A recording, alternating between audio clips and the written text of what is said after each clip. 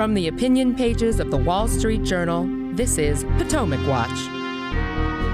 Florida Governor Ron DeSantis goes into hurricane response mode as Vivek Ramaswamy changes his tack on Taiwan, and the first Republican drops out of the 2024 presidential race. Welcome, I'm Kyle Peterson with the Wall Street Journal. We are joined today by my colleagues, columnist Bill McGurn and editorial board member Kate Batchelder-Odell. The driving winds of Hurricane Idalia that hit the Florida Big Bend region ripped off roofs, toppled a gas station canopy. That was an amazing clip to watch if you haven't seen that online or on the TV. Worse seems to have been avoided, though, in particular because Idalia hit mostly rural areas, and the forecast of its path held up. It basically went where it was predicted to go. DeSantis called it a pretty doggone accurate forecast. Ron DeSantis is also a 2024 presidential candidate. Politics is coming into play. People are watching how he is handling this disaster and sometimes asking him questions about the political impact. And so here is a clip of a question at his news update on Wednesday. What do you think about Trump? You know, he's a resident here in Florida, and he hasn't commented on Idalia at all yet. Not my concern. My concern is protecting the people of Florida, being ready to go, and we've done that. And look, in Florida, you just have to do this. I mean, this is something we put a lot of time and effort into throughout the course of each year, knowing that there's going to be time where you're going to have to activate it. Now, we had a major one last year, one of the most expensive on record. We were hoping not to have any this year, that maybe we would get off lucky, but that just wasn't in the cards. So you deal with it, but that's been our focus. Bill, Hurricane Ron DeSantis is where he is really in his element. If you look at those news conferences, he's rattling off numbers of how many people are out of power, how many have been restored, reminding people of why he's been the number 2 man in the polls. He has this executive experience that people want in a potential president. Well, it's why, Kyle, I always favor governors as presidential candidates, because the buck does stop with them. And it's a benefit to DeSantis that he gets to display his competence and low-keyness and command of the situation by seeing that. And the other candidates, they have a hard time doing that. And I think this is a reminder of his governorship, which has largely been quiet but very successful. Kate, the contrast on this hurricane path is with Ian last year, which was predicted to go up and hit the Big Bend, but then it turned down toward the southwestern coast and Fort Myers.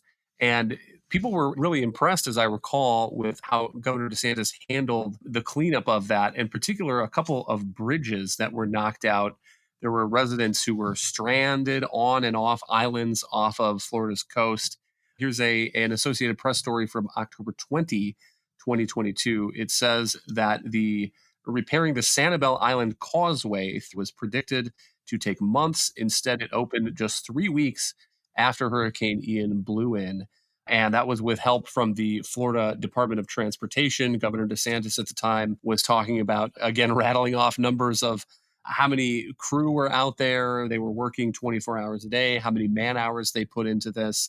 And I think that this plays to Governor DeSantis's strengths. He's been criticized as a candidate for not being very good at small talking with voters in diners in Iowa and New Hampshire. But maybe that's not what people really want in a president. You know, when you look through some of those press conferences, to your point about how detailed they are, and he laid out pretty clear instructions ahead of the landfall on where services would be found. He was talking in the latest one about Walmart setting up a hub for people to come take showers or get supplies or charge their cellular devices. I mean, so it was a pretty granular, detailed effort. And hurricane politics, of course, everyone will remember if you seem not competent or fail, but there's less credit for successes like this. And I think DeSantis deserves credit for it.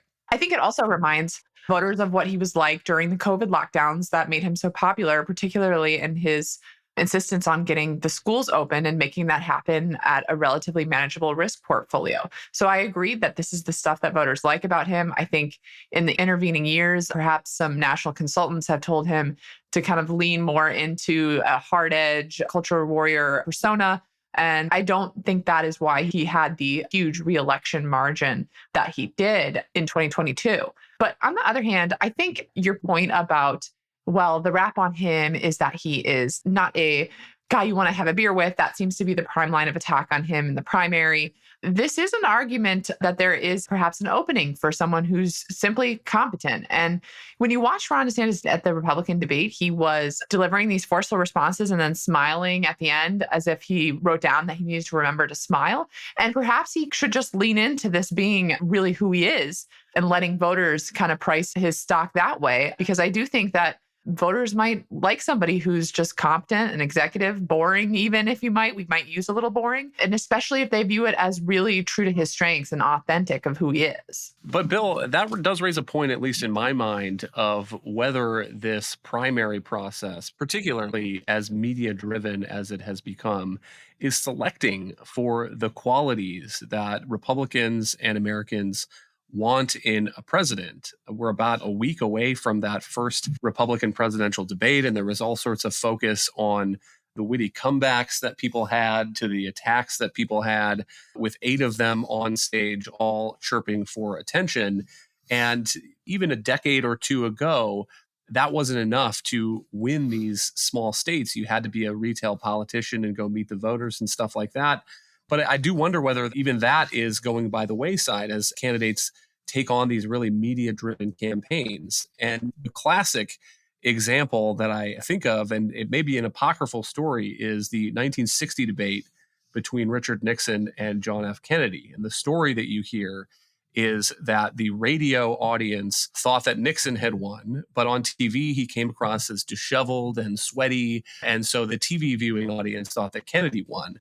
And again, that may be apocryphal. I was Googling around to see if that was true. There's a study in 2017 in the Social Science Journal saying that that radio poll was just a single poll, and it was probably a result of bias that it had Nixon on top. But still, taking the anecdote for what it's worth, I mean, are we making decisions about who's going to be the next leader of the free world based on who's the sweatiest at the debate? Well, I think that's endemic to debates in the media age. And as you point out, it goes back a long time. I think of Reagan. Reagan obviously campaigned on a substantive agenda that was really opposed to almost everything that was done in Washington at the time. In 1980, they remember in the second debate, he had skipped the first, it hurt him.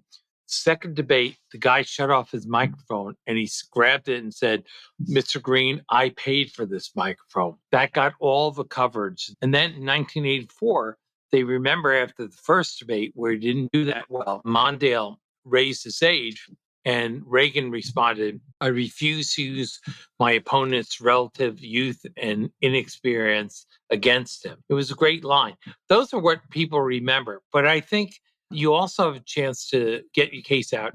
As Kate says, I think DeSantis in this situation is showing his real personality, what he's like, kind of businesslike and everything. That hasn't always come through in the debates. But I think the longer it goes on, the more it would benefit him. Right now, there's more attention to Mr. Ramaswamy because he made these kind of very bold claims on Taiwan and Ukraine. But I think at the end of the day, people really want that sense of an executive, someone in charge who reflects their values, and not just someone who takes the boldest rhetorical stand.